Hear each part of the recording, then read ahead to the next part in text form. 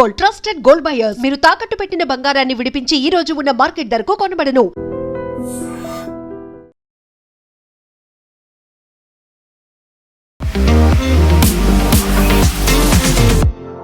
నమస్తే, నేను Kavitha. Welcome to iDream news and నిజాలు. ఇరాన్ మీద అమెరికా, ఇజ్రాయెల్ దాడి కొనసాగుతూనే ఉంది. వరుసగా 7వ రోజు కూడా అది కంటిన్యూ అవుతోంది. బట్ ట్విస్ట్ల మీద ట్విస్ట్లు అనేవి కనిపిస్తూనే ఉన్నాయి. ఇదే ఎపిసోడ్ ఆయిల్కి సంబంధించి కూడా కనిపిస్తోంది. ఇప్పటిదాకా హార్మోజ్ జలసంధిని మూసేసిన తర్వాత దేశాలన్నీ కష్టాలు పడుతూ ఉంటే భారతదేశానికి మాత్రం డొనాల్డ్ ట్రంప్ ఒక చిన్న ఆఫర్ ఇచ్చారు. అది కూడా లిమిటెడ్ పీరియడ్తో కండిషన్స్ అప్లై అంటూ రష్యా నుంచి మనం ఆయిల్ని దిగుమతి చేసుకోవచ్చని. బట్ ట్రంప్ చేసిన దీన్ని ఎలా చూడాలి మనం? నిజంగా భారతదేశం మీద పెత్తనం చూపిస్తున్నారా, లేకుంటే ఫ్రెండ్లీ నేచర్ అనేది కనిపిస్తోందా? ఎందుకని విమర్శలు అనేవి ఎక్కువగా వినిపిస్తున్నాయి? మనతో పాటుగా ఉన్నారు సీనియర్ జర్నలిస్ట్ సురేష్ కొచ్చాతిల్ గారు. సార్ నమస్తే. సో ఈ ఎడతెగని ఎపిసోడ్స్ అనేవి, ట్విస్ట్లు అనేవి కనిపిస్తున్నాయి యుద్ధానికి సంబంధించి. సో అదే కండిషన్ ఇప్పుడు ఆయిల్ మీద కూడా కనిపిస్తోంది. డిఫరెంట్ ఎపిసోడ్స్ ప్రతిరోజు ఒకటి కొత్తగా ఎందుకు బయటకు వస్తున్నాయి? ఇప్పుడు బేసిక్లీ ఏం జరిగిందంటే స్ట్రెయిట్ ఆఫ్ హార్మోజ్ క్లోజ్ చేశారని చెప్పారు ఇరాన్, కానీ కంప్లీట్గా క్లోజ్ చేయలేదు. నిన్న వినుంటారు మీరు, చైనా, రష్యా, మిగతా దేశాలు, కొన్ని ఏషియన్ కంట్రీస్కి వెళ్ళే షిప్స్కి అనుమతి ఇస్తామని చెప్పి. యాక్చువల్లీ ఇరాన్కి అనుమతి ఇవ్వడానికి అధికారం లేదు, ఎందుకంటే అది ఒక షేర్డ్ రిసోర్స్. అది అటువైపు నుంచి చాలా మటుకు సౌదీ అరేబియా నుంచి వస్తున్న ఆయిల్ కూడా వస్తుంది అనమాట. యూఎస్ ఏమంటున్నారంటే ఇప్పుడు వీళ్ళు మిసైల్స్ ఫైర్ చేయడానికి కెపాసిటీ లేకుండా మేము చేసేస్తామంటున్నారు. కానీ అది చేసినాక కూడా వీళ్ళు కావాలంటే మైన్స్ వేయవచ్చు సీలో. అది కాకుండా వాళ్ళ దగ్గర చిన్న చిన్న ఫాస్ట్ అటాక్ బోట్స్ ఉన్నాయి, బోత్ మ్యాన్డ్ అండ్ అన్మ్యాన్డ్. అంటే ఎవరిని నడిపించుకుంటూ వచ్చి షిప్ని కొడతారు. మొన్న ఒక షిప్ని అట్లా కొట్టారు, బ్రిటిష్ షిప్ని ఒకటి. అది జరగవచ్చు, కానీ దాని పాసిబిలిటీ చాలా తగ్గుతుంది. ఇప్పుడుకి మనకి టెన్షన్ లేదు, ఎందుకంటే మనకి 65 రోజుల ఫ్యూయల్ మన దగ్గర ఉంది, which is optimum you can store. దానికన్నా ఎక్కువ మనం స్టోర్ చేయలేము. మన అండర్ గ్రౌండ్ రిజర్వ్స్, రిఫైనరీలో ఉన్న కెపాసిటీ, మన డిస్ట్రిబ్యూషన్ పాయింట్స్లో ఉన్న కెపాసిటీ. మన చర్లపల్లిలో, హైదరాబాద్లో పెద్ద డిస్ట్రిబ్యూషన్ ఉంటుంది IOCL. 65 రోజులతో మన దగ్గర, అంటే ఆల్మోస్ట్ 2 months ఫ్యూయల్ మన దగ్గర ఉంది. అది చాలా యాక్చువల్లీ. అది కాకుండా చాలా మటుకు fuel is on the way. Venezuela నుంచి, US నుంచి తెప్పించుకుంటూ ఆ ఫ్యూయల్ అంతా వస్తుంది మన వైపు. ఇది కంప్లీట్గా క్లోజ్ కాలేదు యాక్చువల్లీ. అటువైపు సౌదీ అరేబియా ఇటువైపు నుంచి కూడా పంపించచ్చు, రెడ్ సీ నుంచి తీసుకొస్తాయి. బట్ ప్రాబ్లం హూతీలు కూర్చున్నారు అక్కడ, వాళ్ళు గిట్ట ఫైర్ చేస్తే ప్రాబ్లం అయిపోతుంది. సో మనం అర్థం చేసుకోవాలంటే ట్రంప్ ఇది ఎందుకు ఇచ్చారంటే, బేసిక్లీ దీనికన్నా ముందు బైడెన్ ఒకసారి ఇట్లా చేశారు, మీకు గుర్తుంటుంది. 12-day వార్ వచ్చినప్పుడు కూడా వీళ్ళు, దానికన్నా ముందు జరిగిన సంఘర్షాలు కూడా బైడెన్ ఏమన్నారంటే మీరు రష్యన్ ఆయిల్ కొనుక్కొని రీఫైన్ చేసి మిగతా దేశాలకు అమ్మేసుకోండి, సో ఆయిల్ ప్రైసెస్ తగ్గుతుంది అని చెప్పారు, which is a correct point. కానీ ప్రాబ్లం ఎక్కడ వస్తుందంటే దీని తర్వాత ఎన్ని రోజుల దాకా ఇది నడుస్తుంది, అది క్వశ్చన్ వస్తుంది. ఇప్పుడు మీరు అన్న దాని ప్రకారం ట్రంప్ అడ్మినిస్ట్రేషన్ ఏమో 30 రోజులు ఇచ్చారు. అది కూడా oil stranded at see, already load అయ్యి సముద్రంలో వెయిట్ చేస్తున్నవి. అదేమవుతుందంటే ఈ ఆయిల్ అనేది కెపాసిటీ కొంచెమే ఉంటుంది స్టోర్ చేయడానికి. గ్యాస్ అసలు పాసిబిలిటీ లేదు, గ్యాస్ చాలా తక్కువ. సో ఈ ఆయిల్ని ఎక్కడైనా పంపించాల్సి వస్తుంది. సో వీళ్ళేం చేస్తుంటే పెద్ద క్రూడ్ క్యారియర్స్ తెచ్చుకొని దాంట్లో లోడ్ చేసేస్తారు. లోడ్ చేసి ఫ్లాగ్ బెటర్, దానికి ఫ్లాగ్ బెటర్ ఏం చేస్తారు, ఎవరి దగ్గర నుంచి ఆర్డర్ వచ్చిందంటే అప్పుడు ఫ్లాగ్ ఎక్కిచ్చేస్తారు వాళ్ళు. యూజువలీ లోకంలో ఉన్న ఆల్మోస్ట్ చాలా మటుకు షిప్స్కి లైబీరియన్ ఫ్లాగ్స్ పెడతారు. మీరు అడగవచ్చు లైబీరియా ఎక్కడ ఉందని, నాకు కూడా తెలియదు, అక్కడ ఆఫ్రికాలో ఉండొచ్చు. సో లైబీరియన్ ఫ్లాగ్ ఎందుకు పెడతారంటే మన దగ్గర నాగాలాండ్ నుంచి బస్సులు తెచ్చుకుంటారు, అట్లని ట్యాక్సులు తక్కువ అని చెప్పి. లైబీరియన్ ఇస్ కొంచెం ఒక రూల్స్ రెగ్యులేషన్ లేకుండా నడిపించచ్చు లైబీరియన్ దాన్ని. కానీ ఇప్పుడు జరుగుతున్న దాంట్లో మనకి రష్యా దగ్గర నుంచి కొనాల్సింది ఆల్మోస్ట్ 6 ట్యాంకర్లు మన దగ్గర రెడీ ఉన్నాయంట, అట్ సీ. అది మనం తీసుకోవచ్చు ఇప్పుడు ఇమీడియట్గా. అది మన వైపు తీసుకొస్తే నెక్స్ట్ ఒక 2 months, అది కూడా 1 or 2 months మనం వస్తున్న స్టాక్తో నడిపించుకోవచ్చు. మనం రష్యా దగ్గర నుంచి ఒకటే కాదు, మనం గయానా దగ్గర నుంచి కొంటున్నాం, వెనజువేలా దగ్గర నుంచి కొంటున్నాం, మనం US దగ్గర నుంచి కొంటున్నాం, చాలా దేశాల నుంచి మనం కొంటున్నాం. It's not only West Asia. West Asia I think మన టోటల్ బయింగ్ కెపాసిటీలో 25 నుంచి 30%. రష్యా నుంచి మనం చాలా తెప్పించుకున్నప్పుడు లాస్ట్ ఇయర్ పీక్స్ రష్యన్ సీజన్లో మనం సౌదీ అరేబియా నుంచి చాలా తగ్గించేసాం, ఇరాన్ నుంచి కొనట్లేదు. So Strait of Hormuz is not a factor for us at all. కానీ మనకు ఒక్క ఫ్యాక్టర్ ఉంది, క్రూడ్ ఆయిల్ కాదు. క్రూడ్ ఆయిల్ కాకుండా చాలా మటుకు మిగతా ప్రోడక్ట్స్ ఉన్నాయి, అది మనం చూసుకోవాలన్నమాట. దానికి ట్రంప్ ఇంకా ఏం చెప్పలేదు. For example gas, Yeah. దీంట్లో 2 టైప్ గ్యాసెస్ ఉంటాయి. ఒకటి సిఎన్జి ఉంటుంది, దగ్గర ఎల్ఎన్జి ఉంటుంది. సో దీనికి ఇప్పుడు మీరు చూస్తున్నారు బ్రిటన్లో, which is a big gas consumer, వాళ్ళకి 65% పెరిగింది 1 డేలో. Within 1 day it increase from 51 first, దాని తర్వాత 65%కి పెరిగింది గ్యాస్ ప్రైసెస్. ఇప్పుడు వాళ్ళు ఏం చేస్తున్నారంటే, వాళ్ళు రష్యా దగ్గర నుంచి ఒక పైప్ లైన్ ఉంది, రష్యా నుంచి వచ్చి యూక్రెయిన్కి వచ్చి, యూక్రెయిన్ నుంచి రష్యా యూరోప్కి వస్తుంది. ఆ పైప్ లైన్ నడిమిట్లో 2-3 ప్లేస్లో యూక్రెయిన్ బ్లాస్ట్ చేసి పడేశారు. ఇప్పుడు యూరోప్ ఏమంటున్నారు, యూక్రెయిన్ దగ్గర రిస్టోర్ చేయమంటున్నారు. నేను రష్యన్ గ్యాస్ కొంటున్నాను, రష్యా అంటున్నారు మీకు గ్యాస్ మేము ఇవ్వమంటున్నారు. మీరు కావాల్సినప్పుడు మమ్మల్ని హెల్ప్ చేయలేదు, మా మీద యుద్ధం చేస్తున్నారు, మీరు ఎక్విప్మెంట్ పంపిస్తున్నారు యూక్రెయిన్కి, మీరు ఏం చెప్తారు జెట్స్ ఇస్తున్నారు, వాళ్ళకి మిసైల్స్ ఇస్తున్నారు, మేము మీకెందుకు గ్యాస్ ఇవ్వాలని. So it's become a big political issue నా అక్కడ. స్ట్రెయిట్ ఆఫ్ హార్మూజ్ చాలా మటుకు క్లోజ్ చేసిన దాని తర్వాత ఆయిల్ ప్రైసెస్ 15% పెరిగింది కవిత గారు. ఇంకా పెరగచ్చు, కానీ ఎక్కువ పెరుగుతుంది ఎందుకు లేదంటే భారతదేశం లాంటి వాళ్ళకి పర్మిషన్ ఇచ్చారు. అది కాకుండా సౌదీ అరేబియా వాళ్ళ ల్యాండ్తో ఒక పైప్ ఉంది అదర్ ఎండ్, నేను చెప్పాను చూడండి రెడ్ సీ వైపు, అక్కడి నుంచి కూడా పంపింగ్ చేస్తున్నాయి, కానీ కెపాసిటీ ఎక్కువ లేదు దానికి. హోర్మూస్ నుంచి వెళ్ళే కెపాసిటీ లేదు. మూడోది యుఎస్ నేవీ వచ్చి కూర్చుంటారని ట్రంప్ ఒక అష్యూరెన్స్ ఇచ్చారు స్ట్రెయిట్ ఆఫ్ హార్మూస్లో. అది ఉంటే చాలా మటుకు షిప్స్ మూవ్ అవ్వడం మొదలు పెడుతుంది అనమాట. ఇటువైపు మీరు తీసుకోవాలంటే ఐదర్ రెడ్ సీని తీసుకోండి, మీరు సూయస్ కెనాల్ నుంచి వచ్చే షిప్స్ కూడా అదే వైపు వస్తుంది. కానీ ఓన్లీ క్రూడ్ కాదు, ఓన్లీ ఏం చెప్తారు ఎల్ఎన్జీ కాదు, ఆల్సో చాలా మటుకు పెట్రోకెమికల్స్ వస్తుంది అదే రూట్లో. అది కాకుండా ఫర్టిలైజర్, ఇదంతా 40% ఆఫ్ వరల్డ్స్ ఫర్టిలైజర్ వస్తుంది అదే రూట్ హార్మూస్. కాకుంటే ఫస్ట్ ప్రయారిటీ మాత్రం ఆయిల్కి ఉంది. కానీ మీరు మొత్తం బకెట్ ఆఫ్ థింగ్స్ చూస్తే అందరికైనా ఎక్కువ ఫర్టిలైజర్ ఉంటుంది, క్రూడ్ ఉంటుంది ఆబ్వియస్లీ, దాని తర్వాత ఫర్టిలైజర్ వస్తుంది, ఈవెన్ పెట్రోకెమికల్స్ ఉంది. చాలా ఇంపార్టెంట్.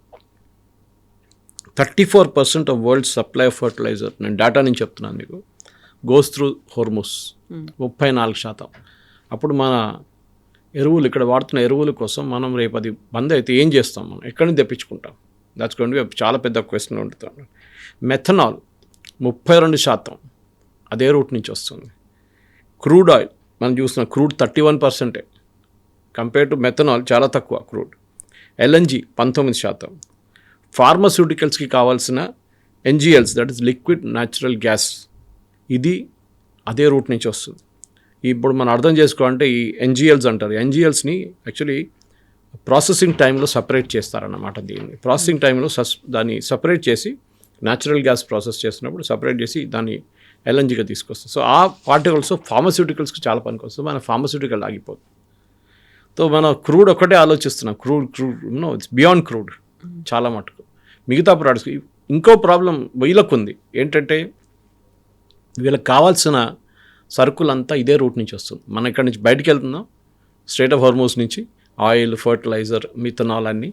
రిటర్న్ వైపు గ్రెయిన్స్, వెజిటబుల్స్ యూజువలీ ఫ్లైట్లో కూడా తీసుకురావచ్చు కారు, కానీ చాలా మటుకు ఈ రూట్ నుంచి వస్తుంది. ఇది 1 వే ట్రాఫిక్ కాదు, 2 వే ట్రాఫిక్ ఉంది. వీళ్ళకి అది రాకపోతే అక్కడున్న ప్రజలు మోస్ట్లీ ఎక్స్పాట్రియేట్స్, దాంట్లో చాలామంది ఇండియన్స్ కష్టపడతారు. దానికోసం మీరు చూసుంటారు యుఏఈ రూలర్స్ దుబాయ్ మాల్లో వెళ్ళి నడుచుకుంటూ వెళ్ళి మాట్లాడుతూ, క్రౌన్ ప్రిన్స్ అన్ని ప్రైస్లు ఏమి ఎక్కువ కాదు, భయపడకండి, ఇక్కడే ఉండండి. ప్రాబ్లం ఎక్కడ వస్తుందండి కవిత గారు, నెక్స్ట్ 15 డేస్లో ఈద్ రాబోతుంది, ఈద్ ఎండ్ అవుతుంది, రంజాన్ ఈద్ ఎండ్ అవుతుంది. అప్పుడు కన్జంప్షన్ పెరుగుతుంది. వీళ్ళు ఆ టైంకి తెచ్చుకోలేకపోతే then it becomes a big issue. ఒక లిమిటెడ్ ఎక్స్టెంట్ కార్గో అవుట్లో తెచ్చుకోవచ్చు, కానీ there's a limit to it. Ships నుంచే తెచ్చుకోవాల్సింది major. So Saudi Arabia will get impacted, UAE will get impacted. Bahrain చిన్న కంట్రీ, ఎక్కువ ప్రాబ్లం ఉండదు. సో పెద్ద country, even Iran for that matter, Iran కూడా ఇంపాక్ట్ అయిపోతుంది. ఇప్పుడు ఏం చేయబోతున్నారు, ఎందుకంటే ఇప్పుడున్న పరిస్థితుల్లో మనం చూస్తున్నాం అమెరికా స్ట్రాటజీ ఏంటి అని డిస్కస్ చేస్తున్నాం మనం. ఫస్ట్ అమెరికా స్ట్రాటజీ ఇరాన్ దగ్గర ఉన్న ఆయుధాలని మొత్తం ధ్వంసం చేయడం. That includes drones, missiles. డ్రోన్స్ని ఆపలేరు ఎక్కువ, వాళ్ళు ఎక్కడి నుంచైనా లాంచ్ చేసుకోవచ్చు, ఒక రోడ్డు మీద తీసుకెళ్ళి అక్కడి నుంచి లాంచ్ చేసుకోవచ్చు మీరు. కానీ మిసైల్ లాంచెస్ కావాల్సి వస్తుంది. నేను ఎక్స్ప్లెయిన్ చేశాను మీకు, ట్రక్ లాగా ఉంటుంది, దాంట్లో ఒక యాంగిల్లో తీసుకొస్తారు, ఐదర్ 45 degrees 90 degrees తీసి ఫైర్ చేస్తారు. ది లాంచెస్ మీద కాన్సన్ట్రేట్ చేస్తున్నారు. లాస్ట్ 24 గంటల్లో వాళ్ళ అంచనా ప్రకారం 500 లాంచెస్ మీద వీరు యాక్ట్ చేశారంటున్నారు. దాంట్లో ఎంత అంశమైందో తెలియదు. 500 ఇది మొత్తం కొట్టేస్తే లాంచెస్ని మిసైల్స్ వెళ్ళదు. అప్పుడప్పుడు చిన్న ఒకటో రెండు వెళ్ళచ్చు. మీరు చూసుంటారు, నిన్న అజర్బైజాన్ మీద అటాక్ చేశారు. Of all the places Azerbaijan. Actually అజర్బైజాన్లో ఒక ఎంక్లేవ్ మీద కొట్టారు వాళ్ళు. అజర్బైజాన్లో చాలా రోజుల నుంచి ఒక గొడవ నడుస్తుంది, మీకు తెలిసి ఉంటుంది. ఆర్మేనియా అండ్ అజర్బైజాన్ నకోర్నో కారబాగ్ అని చెప్పేసి ఒక ఏరియా కోసం పోరాడుతున్నారు వాళ్ళు. ట్రంప్ చెప్పారు అన్నమాట, ఆ ఇద్దరు యుద్ధాన్ని ఆపాను అనేది. ఆ యుద్ధం కన్నా అది ఇంకా కాలేదు, నడుస్తుంది అది ఇంకా, అంటే అంత ఫుల్ ఫ్లెడ్జ్ కాకుండా. కానీ అక్కడ వచ్చి కొట్టారు ఇప్పుడు. So Azerbaijan is got wild, ఎందుకంటే it's Muslim country, Islamic country. మీరెట్లా మమ్మల్ని కొడతారని చెప్పి వాళ్ళు ఇప్పుడు ఇరాన్ మీద పడుతున్నారు. ఇరాన్ ఏమంటారు, మేమే కొట్టనే లేదు మీ మీద, ఇది చేసేది ఇజ్రాయెల్ పని ఇదంతా, కావాలని చెప్పి వాళ్ళు ఎక్కడి నుంచో ఫైర్ చేసి మా పేరు మీద పెడుతున్నారు. ఇరాన్ కొట్టారు అంటున్నారు, మేము కొట్టలేదు అంటున్నారు. ఇదే డైలాగ్ ఇరాన్ సైప్రస్ మీద చెప్పారు. సైప్రస్ RAF బేస్ మీద కొట్టినప్పుడు కూడా ఇదే మాట అన్నారు, మేము చేయలేదు, ఇంకెవరో చేస్తున్నారు, మా పేరు స్పాయిల్ చేయడానికి ఇంకెవరో చేస్తున్నారు. సరే, అది సపరేట్గా పెడదాం, అది ఇప్పుడు మనం బిలీవ్ చేయలేం దాన్ని. కానీ ఇప్పుడున్న పరిస్థితుల్లో నెక్స్ట్ 5 days చాలా క్రూషియల్గా ఉంటుంది. నెక్స్ట్ 5 daysలో ప్రెసిడెంట్ ట్రంప్ ఆయన ఈ వార్ ఎండింగ్ గేమ్కి రాకపోతే పెద్ద ప్రాబ్లం కాబోతుంది. ఆయన వారైతే మొదలుపెట్టాడు. ఇప్పుడు చూడండి, ఆయన 5 స్టేట్మెంట్లు ఇచ్చారు లాస్ట్ 36 hours. ఫస్ట్ దాంట్లో చెప్పారు, ఇరానియన్ ప్రజలు మీరందరూ రోడ్డు మీదకి రండి, వచ్చి పోరాటం చేయండి అని, ప్రొటెస్ట్లు చేయాలి. Within 8 hours it changed. మీరు రోడ్డు మీద రాకండి, మేము మా వాళ్ళు మిసైల్స్ ఫైర్ చేస్తున్నారు, మీరు రోడ్డు మీద వస్తే వాళ్ళు చంపేస్తారు, లేకుంటే మా మిసైల్స్ వచ్చి మేము పడుతుంది, మీరు రోడ్డు మీద రాకండి, ప్రొటెస్ట్ చేయకండి. ఓకే, తర్వాత 6 గంటల తర్వాత తల్లి మార్చేశారు. నో మీరు రోడ్డు మీద 36 గంటల్లో 6 సార్లు మార్చారు ఆయన స్టేట్మెంట్. తో అమెరికన్ పాలసీ మేకర్స్ కన్ఫ్యూజ్ అయిపోతున్నారు. ఆర్మీ వాళ్ళు, ఆన్ ద ఫీల్డ్లో ఉన్న ఆర్మ్ ఫోర్సెస్ వాళ్ళు, సెంట్కామ్ వాళ్ళు కన్ఫ్యూజ్ అయిపోతున్నారు. ప్రెసిడెంట్ ఇక్కడ అంటారు, మాది ఇంకో 3 అంటారు, ఇంకో 3 అంటారు. ఇది స్టేబుల్ పాలసీ కాదు. సో ట్రంప్కి ఇప్పుడు ప్రాబ్లం ఏమొచ్చిందంటే కవిత గారు, దట్ ఎండ్ గేమ్ ఎక్కడ వస్తుందని అర్థం కావట్లేదు. ఇది ఎట్లా ఎండ్ చేయాలనేది. సపోజ్ ఇది ఇంకొక 2-3 వారాలు నడుచుకుంటే వీళ్ళు రెజ్యూమ్ చేంజ్ అయితే కావట్లేదు.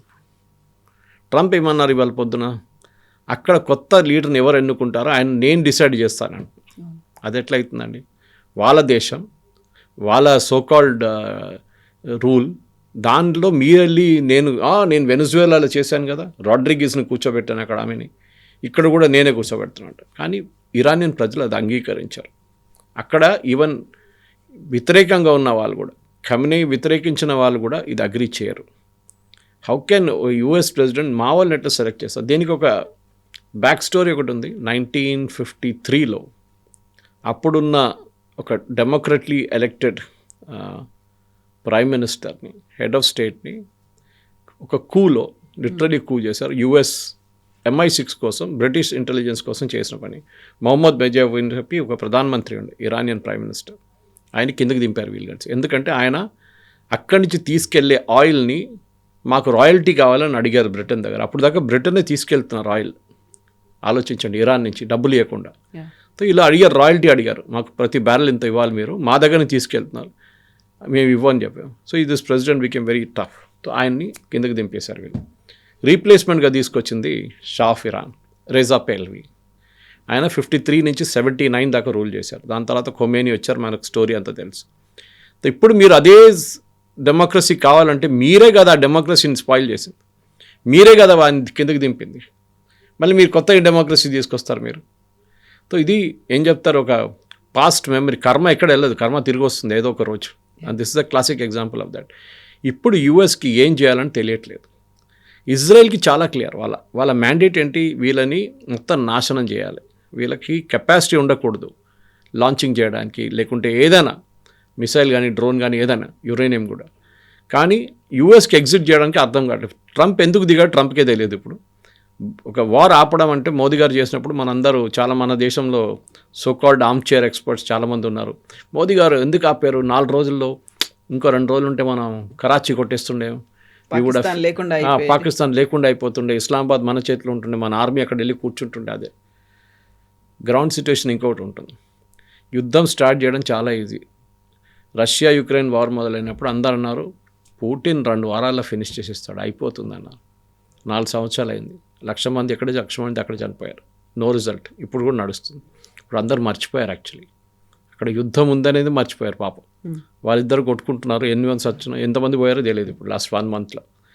ఇటువైపు చూడండి, పాకిస్తాన్ ఆఫ్ఘనిస్తాన్ కొట్టుకుంటున్నారు. ఎవడు పట్టించుకోవట్లేదు. అది కూడా పాకిస్తాన్ నిన్న కూడా ఏదో బాంబింగ్ చేశారంటున్నారు. ఇది పర్టికులర్ ఏం ప్రాబ్లం అంటే ప్రెసిడెంట్ ట్రంప్కి ఈ వార్ మన మోదీ గారు ఆపినప్పుడు ఏమన్నారు, మన ఆబ్జెక్టివ్ మనం మీట్ అయిపోయాం. ఇజ్రాయెల్ గాజా కూడా అదే అన్నారు, వారంలో అయిపోతుంది, ఒక 10 డేస్లో Israel will finish them of అన్నారు. ఇప్పుడు అది కూడా 2 సంవత్సరాలు 3 సంవత్సరాలు అవుతుంది, నథింగ్, నో రిజల్ట్. ఇప్పుడు కూడా అక్కడ బాంబింగ్, ఇక్కడ బాంబింగ్ నడుస్తుంది. మోదీ గారు ఎందుకు ఆపారంటే వాట్ ఈజ్ యువర్ ఆబ్జెక్టివ్? మీ ఆబ్జెక్టివ్ టెర్రరిస్ట్ క్యాంప్ని కొట్టడం. కొట్టామా, అయిపోయింది. వాళ్ళు చనిపోయారు చాలామంది, very good, we're stopping it, we have nothing more. కానీ పాకిస్తాన్ మన మీద దాడి చేశారు మళ్ళీ. So we have to hit back. And మనకు తెలిసిందే 4వ రోజు మొత్తం ఫినిష్ అయినప్పుడు వాళ్ళు సీజ్ ఫైర్ అడిగారు మన దగ్గర, కిరాణా హిల్స్ కొట్టిన తర్వాత. We agree to. అక్కడే వస్తుంది. ఇప్పుడు ట్రంప్కి యుద్ధం ఆపాలంటే ఏ పొజిషన్ మీద తీసుకొచ్చి ఆపుతారు? నేను అక్కడ రెజీమ్ మార్చలేదు, రెజీమ్ అదే రెజీమ్ ఉంది ఇప్పుడు కూడా. వెనిజువేలాలో ఇంత మాట్లాడతారు కానీ ఆయన ఇప్పుడు కూడా మడూరో వాళ్ళ మనుషులే ఉన్నారు. పేర్లు మారారు అంతే. Maduro government is still there. It is Rodriguez is running the government, అంతే, ఇంకేం డిఫరెన్స్ లేదు అక్కడ. వాళ్ళ మినిస్టర్స్ ఉన్నారు, వాళ్ళ దాంట్లో ఉన్న క్యాబినెట్ ఉన్నారు, వాళ్ళ ఆర్మీ చీఫ్ ఉన్నారు, అందరూ వాళ్ళే ఉన్నారు. పేరు ఒకటే మార్చారు అంతే. ఇక్కడ కూడా అది చేయాలని ట్రంప్ ట్రై చేస్తున్నారు Kavitha garu. I think that is will be, ఏ దేశం అంగీకరించారు. బట్ అక్కడ ఆ కండిషన్ ఉంటే ఇప్పుడు మనమేమో రష్యా ఆయిల్ని మనం ఇంపోర్ట్ చేసుకోవచ్చు అనేది మళ్ళీ ఇంకొక చిన్న కండిషన్స్తో పెట్టినప్పుడు కూడా ఆయనే అంటాడు రష్యా నుంచి మనం ఆయిల్ కొనుక్కోవద్దని. ఒకవేళ మీరు కొనుక్కుంటే నేను ఎక్కువ ఇంపోజ్ చేస్తాను మీ మీద ట్యాక్సులు, టారిఫ్లు అన్నాడు. ఆ తర్వాత మీరు ఇండైరెక్ట్గా ఉక్రెయిన్ వార్కి హెల్ప్ చేస్తున్నట్టుగా అవుతోంది అనే మాట చెప్పి ఇప్పుడు మళ్ళీ మనకు ఒక ఫ్రెండ్షిప్ లాగా ఏదో మీకు ఒక సాఫ్ట్ కార్నర్ ఉంది అన్నట్టుగా 30 days ఒక లిమిట్తో మళ్ళీ మనకి ఇస్తున్నాడు అంటే వై హీఈస్ కంట్రోలింగ్ అస్? మన మీద ఆయన పెత్తనం ఏంటి? మనం ఎందుకు ఆయన చెప్పినట్టుగా వింటున్నాం? మన గవర్నెన్స్ బ్యాడ్ ఉందా, లేకపోతే ఆయన టూ లీనియన్స్ అయిపోయిందా? ఎందుకు ట్రంప్ మన మీద అంతలా ప్రెషర్ పెడుతున్నాడు అనే ఒక మాట. ఈ వార్ మొదలైనప్పుడు శనివారం రోజు పొద్దున్న నేను ఒక ట్వీట్ చేశాను, సేయింగ్ దట్ ట్రంప్ మన మీద 25% టారిఫ్ పెట్టబోతున్నాడు. అది దేనికని అడగండి, రష్యన్ ఆయిల్ కొనాలి అని చెప్పి. కొనకపోతే మేము 25% టారిఫ్ పెడతాం మీ మీద. అదే జరిగింది. ఇప్పుడు టారిఫ్ లేదు, కాకపోతే 30 days టారిఫ్ లేదు కాదు, ఇప్పుడు టారిఫ్ పెట్టలేరు. Even if you by Russian oil today tariff పెట్టలేరు, ఎందుకంటే అది సుప్రీంకోర్టు కొట్టుపడేశారు అది. సో ఆయనకు అది ఆప్షన్ లేదు. ఇప్పుడు ఉన్న 15% మ్యాక్సిమం, అంతే, దానికన్నా ఎక్కువ ఆయన చేయలేరు. కానీ ఈ కెన్ డూ అదర్ థింగ్స్. మన మీద మిగతా కండిషన్స్ పెడతారు, లేకుంటే ఇంకేదైనా ఇష్యూ క్రియేట్ చేస్తారు, చేయొచ్చు కావాలంటే. కానీ మేజర్గా రష్యా దగ్గర నుంచి ఆయిల్ ఎందుకు కొంటున్నాం అంటే, ఒకటి, ఈ 3వ 4వ రోజు పుటిన్ ఒక స్టేట్మెంట్ ఇష్యూ చేశారు that we are ready to give oil to India because India మాకు ప్రాబ్లం ఉన్నప్పుడు మాతో నిలబడిన నేషన్. ఎవరు కొనకపోతే మా దగ్గర ఇండియా కొనుక్కున్నారు ఆయిల్. వాళ్ళ మీద శాంక్షన్స్ వేశారు, అప్పుడు కూడా మా దగ్గర కొనుక్కున్నారు ఇంకా 6 నెలలు. ఆలోచించండి. So we will help. అదే టైంలో నేను చెప్పాను చూడండి, రష్యా యుక్రెయిన్ నుంచి వెళ్తే పైప్ లైన్ గురించి చెప్పారు. ఓకే, మేము యూరోప్కి గ్యాస్ ఇవ్వము, దట్స్ ఇట్. ఎందుకంటే మా మీదే మీరు శాంక్షన్ తెప్పించారు, మా మీద స్విఫ్ట్ అకౌంట్ అంతా బంద్ చేయించారు, మా డబ్బులని గుంజుకున్నారు. Why should we give you gas? Simple as that. Correct కదా? మనకి ఎవరైనా హెల్ప్ చేసినప్పుడు మనం ప్రాబ్లంలో ఉన్నప్పుడు వాళ్ళని ఎప్పుడు మనం మర్చిపోం. Same case what Putin is saying. ఇప్పుడు ఇచ్చిన కండిషన్ ప్రకారం అట్ సీ ఉన్న ట్యాంకర్స్ చాలా ఉంటుంది. అట్ సీ షాడో ట్యాంకర్స్ అంటారు దాన్ని, షాడో షిప్స్, షాడో ట్యాంకర్స్ అంటారు. ఇది తిరుగుతూనే ఉంటుంది సీలో. ఒక ప్లేస్లో వెళ్ళి ఒక 2 రోజులు ఉంటుంది, మళ్ళీ అక్కడి నుంచి ఇంకో ప్లేస్కి వెళ్తుంది, అక్కడి నుంచి 3వ ప్లేస్కి వెళ్తుంది. లాస్ట్లో ఎవడో అడుగుతారు ఏముందా అని, అంటే గ్యాసోలిన్ ఉందా, ఓకే తెచ్చుకో, ఎంత పర్ బ్యారెల్ ఇంత, ఓకే రెడీ, చాలా మేము కొనుక్కుంటామంటారు. ఇది చాలా మటుకు నేటో షిప్స్ ఆపారు దీన్ని. చాలా రోజులు నడుస్తుంది గేమ్ అది. హై సీజ్లో నేటో ట్రూప్స్ పట్టుకుంటున్నారు, ఈ షిప్స్ని పట్టుకొని తీసుకెళ్ళిపోతాం. మొన్న కూడా చూసాం, ఇరాన్ నుంచి వచ్చిన 2 షిప్లు మనమే పట్టుకున్నాం. ఓకే, అంటే ఇది ఒక గేమ్. ఇది పొలిటికల్ గేమ్. ఈ ఆయిల్ అనేది ఇప్పుడు పెద్ద మార్కెట్లో పెద్ద ఇష్యూ అయిపోయింది. కానీ మన దగ్గర మన ప్రేక్షకులు నేనేం చెప్పాలనుకుంటా, మీరు ప్యానిక్ కాక్కర్లేదు. ఇక్కడ కొంతమంది సోకాల్డ్ ఎక్స్పర్ట్స్ టెలివిజన్ స్టూడియో కానీ న్యూస్ పేపర్లో కూడా చూశాను వాళ్ళ ఆర్టికల్స్లో, కొంతమంది లేనిపోయిన పుకార్లు చెప్తున్నారు. గవర్నమెంట్ ఆఫ్ ఇండియా కూడా చాలా క్లియర్గా చెప్పారు, మన దగ్గర మోర్ దాన్ అడిక్వేట్ ఉంది, మనం రష్యన్ ఆయిల్ కొంటున్నాం, వీఆర్ బయింగ్ వెనిజువేలన్ ఆయిల్, మీరు ఏ టెన్షన్ పడక్కర్లేదని. సో సోషల్ మీడియాలో ఒక వీడియో కనిపించింది. పంజాబ్లో ఒక పర్సన్ వాటర్ ట్యాంకర్ని పెట్రోల్ బంక్కి తీసుకెళ్ళి దాంట్లో 1000 లీటర్స్ పెట్రోల్ కొట్టించాడు అనేది. ఆయన పిచ్చోడు అంతే, ఇంకేం చెప్పలేము. బికాజ్ మీరు ఎన్ని రోజులు స్టోర్ చేస్తారు దాన్ని, దేనికి వాడుకుంటారు? మీరు ట్రాక్టర్లో వాడుకుంటారా? Okay, I can make sense. కానీ ఏం మన దగ్గర ఇదే ప్రాబ్లం కాబట్టి మీరు గుర్తుంటుంది, ఇప్పుడు ప్రైసెస్ ఆయిల్ ముందు వారంకి మారుతుండే ఆయిల్ ప్రైసెస్. ఒకసారి ₹2 పెంచుతారు, మళ్ళీ ₹1 తగ్గిస్తారు. ఈ ₹2 పెంచగానే రేపు పొద్దు నుంచి పెంచుదామంటే సాయంత్రం కాగానే పెట్రోల్ బంక్ ముందు పెద్ద లైన్ ఉంటుండే. దాంట్లో మర్సిడీస్ బెంజ్ నడిపిస్తున్నాడు కూడా లైన్లో వచ్చి నిలబడతాడు. మీరు ఫుల్ ట్యాంక్ కొట్టినా కూడా మీరు ఎంత సేవ్ చేస్తారు? $200, $300, $400 అంతే కదా. ఒక కార్ ఫుల్ ట్యాంక్ కొట్టిస్తే దానికైనా ఎక్కువ ఏదో మీరు సేవ్ చేయరు. మ్యాక్సిమం ₹1000 ఉండొచ్చు పెద్ద కార్స్లో. ఎందుకు ఇంత ప్యానిక్? అదే అర్థం కావట్లేదు. ఇప్పుడు కూడా అంతే, there no need to panic. ఎందుకంటే మనది మోర్ దాన్ ఎనఫ్. మన దగ్గర మనం ఎప్పుడు మాట్లాడుతూ ఉంటాం చూడండి, అండర్ గ్రౌండ్ స్టోరేజ్ ట్యాంక్స్ ఇవాళ వచ్చింది. సాల్ట్ క్యావెన్స్లో కూడా మనం స్టోర్ చేస్తున్నామంట. సాల్ట్ తీసిన క్యావెన్స్ ఉంటుంది, దాంట్లో కూడా మనం యూఆర్ స్టోరింగ్ పెట్రోలియం ప్రోడక్ట్స్. కానీ ఇప్పుడు జరుగుతుంది ఎందుకంటే ప్రాబ్లం మెయిన్గా ఈజ్ విత్ ఖతార్ దగ్గర ఉన్న ఈ గ్యాస్ మనం తీయలేకపోతున్నాం బయటికి. అది మనం already Petronet force major class వేసారు నిన్న. అంటే మీరు కండిషన్స్ ఇప్పుడు ఇట్లా ఉంది, మేము కూడా ఏం చేయలేము, మేము కూడా తీసుకోలేకపోతున్నాం మీ దగ్గర నుంచి, మీరు కూడా ఆపేశారు ప్రొడక్షన్ అని చెప్పి. ఆయిల్ స్టోర్ చేసుకోవచ్చు, గ్యాస్ స్టోర్ చేసుకోలేము. So it's gonna be a problem. మన ఇండస్ట్రీస్కి ప్రాబ్లం వస్తుంది. కానీ మనం యూరోప్ లాగా మనం ఎక్కువ గ్యాస్ హీటింగ్ అంతా వాడడం మనం. So that is a great advantage మనకి. కానీ గ్యాస్ ప్రైసెస్ 51% నిన్న పెరిగింది బ్రిటన్లో ఒక రోజులో. చూద్దాం అది నెక్స్ట్ 2-3 డేస్లో ఏమవుతుంది. రష్యా మళ్ళీ అలౌ చేస్తారా, అది వాళ్ళ పైప్ లైన్ నుంచి మళ్ళీ పంపింగ్ అలౌ చేస్తే గ్యాస్ ప్రైసెస్ మళ్ళీ తగ్గుతుంది. కానీ ఓవరాల్గా ప్రెసిడెంట్ ట్రంప్కి ఒక ఎండ్ గేమ్ లేదు, అది పెద్ద ఇష్యూ అయిపోయింది. ఎక్కడ ఆపాలని అర్థం కావట్లేదు. డైలీ ఫస్ట్ డే సాటర్డే నుంచి నిన్న 6th డే ఈవినింగ్ దాకా ఇరాన్ ఫైర్ చేసే మిస్సైల్స్ 80% తగ్గింది, డ్రోన్లు 72% తగ్గింది. అంటే 2 things మస్ట్ బి హ్యాపెనింగ్. 2 కారణాలు ఉండొచ్చు. ఒకటి, వీళ్ళ దగ్గర ఆయుధాలు అయిపోతున్నాయి, తో బంద్ చేసేస్తున్నారు. రెండవది, వీళ్ళు సేవ్ చేసుకుంటున్నారు. డైలీ 50 కొట్టక్కర్లేదు, డైలీ 100 కొట్టక్కర్లేదు, డైలీ 200 డ్రోన్లు కొట్టక్కర్లేదు. మనం రోజుకి 10 డ్రోన్లు కొడదాం డిఫరెంట్ డైరెక్షన్స్లో, చాలు. వీళ్ళు ఎప్పుడు భయపడి ఉంటారు, ఎప్పుడు టెన్షన్లో ఉంటారు. ఇది మనం ఒక నెల కోర్సు నడిపిస్తే Trump has to take a decision, exit. ఆ ఎగ్జిట్ సొల్యూషన్ ఏంటి చూడండి. ఇప్పుడు ఆయన ఏం చేస్తాడు, ఏమనంటే అంటాడు, నేను గెలిచేసాను, అయిపోయింది, వీఆర్ ఫినిష్ ద వార్ అని వెళ్ళిపోతారు. ఇది 11 నెలల ముందు కూడా జరిగిన ఇదే సీన్. అప్పుడు జూన్లో జరిగింది ఏంటి, మేము మొత్తం ఇరానియన్ న్యూక్లియర్ స్ట్రక్చర్ని కొట్టి పడేసాం, వీఆర్ డిస్ట్రాయిడ్ ఇట్ అన్నారు. మళ్ళీ 6 నెలల తర్వాత యురేనియం ప్రాసెస్ చేస్తున్నా అంట. ఎట్లా జరిగిందండి అది? Where did get the centrifuge from? Centrifuge open మార్కెట్లో దొరకదు మీకు, చాలా రెస్ట్రిక్టెడ్ ప్రోడక్ట్. యూఎస్ దాని మీద ఫుల్ నిఘా పెట్టున్నారు, వాళ్ళ సిఐఏ కానీ మిగతా వాళ్ళు చెక్ చేస్తున్నారు, వీళ్ళు ఏమైనా ఇంపోర్ట్ చేస్తారు. మళ్ళీ వీళ్ళ స్ట్రక్చర్ ఎట్లా డిస్ట్రాయ్ అయింది అంటున్నారు. చేయలేదు, జరగలేదు, స్మాల్ డ్యామేజ్ జరుగుంటుంది అక్కడెక్కడ. ఇప్పుడు ట్రంప్కి ఇష్యూ ఏంటంటే, నా మనిషి అక్కడ కావాలి, Iranian president should be my man. It will not happen, జరగదు అది, 100% ఇట్ విల్ నాట్ హ్యాపెన్. దానికి ఇప్పుడు ఈగో ఇష్యూ రాబోతుంది. ఆల్రెడీ మీరు చూస్తున్నారు, పుష్ బ్యాక్ జరుగుతుంది. బ్రిటన్ హెల్ప్ చేయట్లేదు, ఫ్రాన్స్ హెల్ప్ చేయట్లేదు, ఒక షిప్ ఏదో పంపించారు అంతే. స్పెయిన్ అయితే నో అని చెప్పేశారు, ఆయన మీద టారిఫ్ పెడతారంట దానికోసం ఫైట్కి. So everybody is backed out. అన్నిటికంటే సర్ప్రైజింగ్ ఏంటంటే కవిత గారు, దిస్ గల్ఫ్ నేషన్స్ వాళ్ళ మీద దాడి చేసినా కానీ, వాళ్ళు థ్రెటన్ చేసినా కానీ ఏం చేయట్లేదు ఇరాన్ మీద, ఇంక్లూడింగ్ ఖతర్ ఏమన్నారు, మా మీద దాడి చేశారు కదా, we will show what we can do అన్నారు. నిన్న సాయంత్రం 2 Iranian jets, I'm not sure which one it was, Su-52 లేకుంటే పాత మిగ్లో తెలియదు, ఆల్మోస్ట్ అలూద్ బేస్ దగ్గరకు వచ్చేసారు ఖతార్లో. They was just I think 15-20 kilometre దూరంలో ఉన్నారు. For a jet 15-20 kilometres nothing, సెకండ్స్లో వచ్చేస్తారు వాళ్ళు. అప్పుడు ఖతార్ దాన్ని కొట్టుపడేశారు 2ని, దే షాట్ ఇట్ డౌన్. ఇప్పుడు ఇరాన్ వాళ్ళ జెట్స్ కూడా యూజ్ చేస్తున్నారు, ఎక్కడుండే ఇన్ని రోజులు తెలియదు. దానికి ఒక ఎగ్జాంపుల్ ఇవ్వాలంటే Iran size 4 times that of France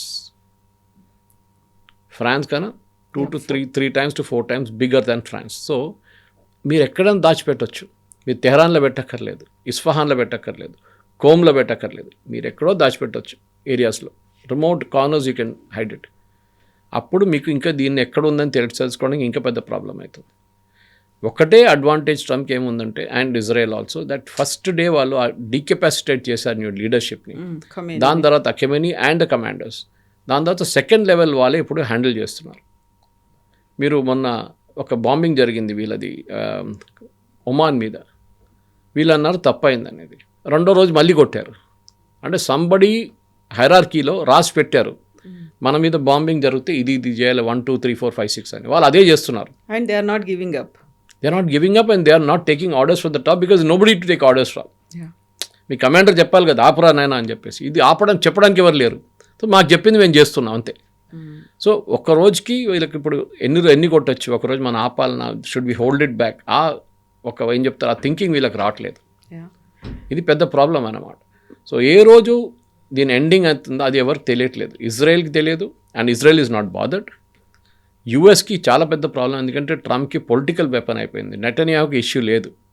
ట్రంప్కి ఇప్పుడు లోకల్ ఫస్ట్ మొదలైన రోజులు 2-3 రోజులు అందరు వా అన్నారు. ఇప్పుడు అందరూ వెరీ స్కెప్టికల్. ఏం జరుగుతుంది, ఇది ఎప్పుడు ఆపుతారు నాకు తెలియదు. చెప్పాను చూడండి 6 సార్లు మార్చారు స్ట్రాటజీ. ఎవ్రీ వార్కి ఒక స్ట్రాటజీ ఉంది. ఈ వార్కి స్ట్రాటజీ లేదు, స్ట్రాటజీకి వార్ ఉంది. ఇప్పుడు అది జరుగుతుంది యూఎస్లో. ముందు మీరు దిగేటప్పుడే చాలా క్లారిటీగా రావాల్సింది. మేము బాంబ్ చేయబోతున్నాం, వీళ్ళని డిస్ట్రాయ్ చేస్తాం, వీళ్ళని తీసేస్తాం, వీళ్ళని డీకెపాసిటేట్ చేసేస్తాం, అయిపోయింది. We will bomb their air bases, we'll bomb their IGRC offices, అన్నీ చేస్తాం. దాని తర్వాత ఏంటి, మీరు రెజీమ్ చేంజ్ తీసుకురావాలంటే మీరు బూట్స్ ఆన్ ద గ్రౌండ్ కావాలి మీకు. అంటే మనుషులు ఉండాలి. మీరు కర్డ్ రెబెల్స్ని పంపిస్తున్నారు. ఈ కర్డిష్ రెబెల్స్లో ఇరాన్ వైపు ఉన్న రెబెల్స్లో చాలామంది దగ్గర ఆయుధాలు లేవు. మీరు ఆయుధాలు సప్లై చేయాలి కదా, దానికి టైం పడుతుంది. వాళ్ళకి ట్రైనింగ్ ఇవ్వాలి కదా. మీరు యూఎస్ వెపన్స్ ఇచ్చేస్తే అయిపోతుందా? వీళ్ళు తాలిబాన్ కాదు, వీళ్ళు వచ్చే ఇన్స్టెంట్గా రెడీ కావడానికి. తాలిబాన్ దగ్గర మొత్తం యూఎస్ వెపన్స్ ఉంది ఇప్పుడు కూడా, వాళ్ళు అక్కడ పెట్టిపోయిన వెపన్స్ అని. వీళ్ళకి టైం పడుతుంది, టైం లేదు ఇప్పుడు. ట్రంప్ దగ్గర లేని టైం అనమాట. So even if curd rebels వస్తే కూడా కవిత గారు చాలా చిన్న టెరిటరీ వాళ్ళు సీజ్ చేయగలరు అంతే. అదే టైంలో ఐజీఆర్సీ వాళ్ళు, దట్ ఈస్ వాళ్ళ రెవల్యూషనరీ గార్డ్స్ వస్తే వాళ్ళు ఈజీగా కర్డ్ని ఫినిష్ చేసేస్తారు వాళ్ళు. ఎందుకంటే వీళ్ళు 50 మంది ఉంటే వాళ్ళు 2000 మంది ఉంటారు. And they will finish off the Kurds in no time. The Kurdish rebels మీద డిపెండ్ అయ్యేది చాలా పెద్ద తప్పు, చేయకూడదు. వాళ్ళు హెరాస్ చేయొచ్చు, అక్కడిక్కడ బాంబులు పెట్టి మళ్ళీ పారిపోవచ్చు, అదని చేయొచ్చు. కానీ they cannot do a regular fight. Guerrilla warfare చేయొచ్చు వాళ్ళు కావాలంటే. అండ్ వాళ్ళు యూజ్డ్ కాదు దాంట్లో, అదే ప్రాబ్లం కర్డిష్. వాళ్ళొక ట్రైబల్ గ్రూప్ వాళ్ళు. నెక్స్ట్ పాయింట్ ఏం రాబోతుందంటే వీళ్ళు ఇప్పుడు నెక్స్ట్ ఏం చేయాలంటే ఇరానియన్ ఆర్మీ మీద కాన్సన్ట్రేట్ చేస్తున్నారు. నాకు అదే డౌట్, పొద్దున్నుంచి అదే చెప్పుకుంటూ వస్తున్నాను. కొన్ని ఇప్పుడు చూస్తున్నా కొన్ని యూఎస్ ఛానల్స్ కూడా అదే మాట్లాడుతున్నారు. ఇరానియన్ ఆర్మీని కొనుక్కుంటారు యూఎస్. అంటే రెవల్యూషనరీ గార్డ్స్ని కొట్టాలంటే ఆర్మీ కావాలి, ఆర్మీ నుంచి ఒక లీడర్షిప్ కావాలి. ఆ లీడర్ ఎవరు అవుతారో అది ఇంపార్టెంట్. యూఎస్కి డజంట్ మేక్ అ డిఫరెన్స్. మీరు డిక్టేటర్ ఉండొచ్చు, ఎవరైనా ఉండొచ్చు. అరే సిరియాలో మీరు ఒక టెర్రరిస్ట్ని తీసుకొచ్చి ప్రెసిడెంట్ చేశారు, $10 million మీరే పెట్టారు ఆయన తల మీద. ISIS terrorist, Al-Qaeda. ఆయన ఇప్పుడు ప్రెసిడెంట్గా వచ్చి కూర్చున్నాడు, వైట్ హౌస్ పిలిచి ఆయన సూట్ టై అని వేయించేసి ఆయన ఫుల్ మ్యాన్ వచ్చి నిలబడ్డాడు అక్కడ. సేమ్ థింగ్ ఇరాన్లో జరగబోతుంది. ఆర్మీ కూ జరిగితే కూడా వీళ్ళకి ప్రాబ్లం లేదు ట్రంప్కి. కానీ ముల్లాలు ఉండకూడదు, మిగతా రెవల్యూషనరీ గార్డ్ ఉండకూడదు. బహుశా ఇదే జరుగుతుంది అనుకుంటాను నా అంచనా ప్రకారం. నెక్స్ట్ 10 daysలో జరగకపోతే Trump will have a major issue Kavitha garu. So ఈ ఇష్యూస్ ఉన్నప్పుడు కూడా మనకు ఒక ఆఫర్ ఇచ్చారు. Are we welcoming it? ఆ ఆఫర్ని మనం స్వీకరిస్తున్నామా? ఆయిల్దా? ఎస్, ఆల్రెడీ డిసైడ్ చేసేసాం. బట్ ఎందుకని మనం ఆ ప్రతిదాన్ని ట్రంప్ ఏం చెప్పినా దాన్ని యాక్సెప్ట్ ట్రంప్ చేస్తాం? చెప్పక్కర్లేదు కవిత గారు. మనం గుర్తుపెట్టుకోండి, దీని 3వ రోజు మనం ఆల్రెడీ ప్రెసిడెంట్ పుటిన్కి రిక్వెస్ట్ పెట్టేసాం మనం. ఇప్పుడు ట్రంప్ తో సంబంధం లేదు. ట్రంప్ ట్రంప్ ఎందుకు ఇంటర్వ్యూన్ అవుతున్నాడు? ఎందుకంటే మీరు India the second largest consumer ఆయిల్ది. మనం వరల్డ్లో మనకు ఆయిల్ తక్కువ పడితే మనం ఆయిల్ గుంజుకుంటే, లేకుంటే ప్రతి చోటు నుంచి మనం గుంజుకుంటే ఆయిల్ ఉండదు మిగతా వాళ్ళకు. రష్యా ఎవరికి అమ్మరు. Russia will not sell it to US. Russia ఏం చెప్తారు, ఇండోనేషియాకి అమ్మరు. రష్యా ఇండియాకి ఇస్తారు. బికాజ్ వీఆర్ ఒక పేమెంట్ మెకానిజం మనం వర్కౌట్ చేసుకున్నాం దీనికన్నా ముందు. రష్యా మన మీద ఒక ట్రస్ట్ ఉంది వాళ్ళకి. మిగతా దేశాలకి ఇవ్వరు వాళ్ళు ఆయిల్. గ్యాస్ అదే కదా నిరాకరించారు. గ్యాస్ చెప్పారు వాళ్ళు యూరోప్కి, we will not give you gas. మమ్మల్ని హెల్ప్ చేయలేదు మేము, ఇండియా హెల్ప్ చేశారు. వాళ్ళు సఫర్ చేశారు దానికి 20% ఎక్స్ట్రా పెట్టారు Trump. So we will give. Trump ఏంటంటే రష్యా ఆఫర్ చేసే ముందు ట్రంప్ చెప్దాం అనుకున్నారు కానీ కాలేదు. పుటిన్ ఫస్టే ఆఫర్ చేసేసారు. Now he has to say I'm giving you an extension.